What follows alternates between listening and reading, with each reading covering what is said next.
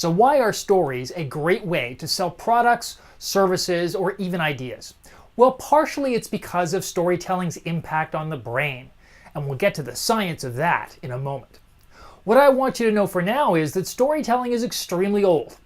In fact, it even predates language itself. Yes, before we could even speak, we were telling stories.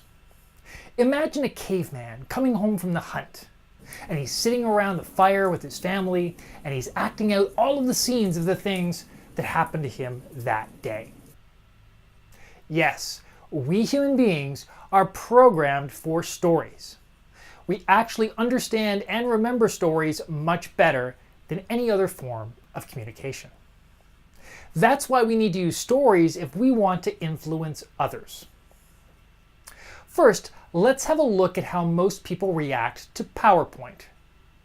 It's a bad combination of confusion and boredom.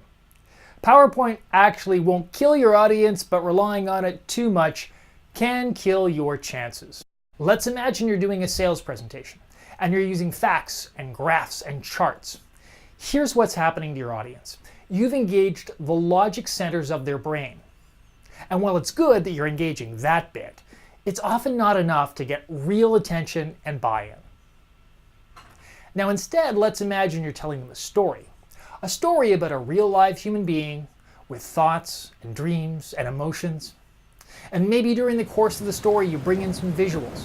You talk about how things looked or sounded or even smelled. Now you've hit the jackpot. The entire brain is lit up. Why? Because when we hear a great story, our brains experience it as if it were real life. It's really a virtual reality. So all of those brain centers for sight, sound, touch, and smell suddenly get activated. Now, the more you activate these centers, the more people will pay attention to you, and the more chance you will have to make your sale.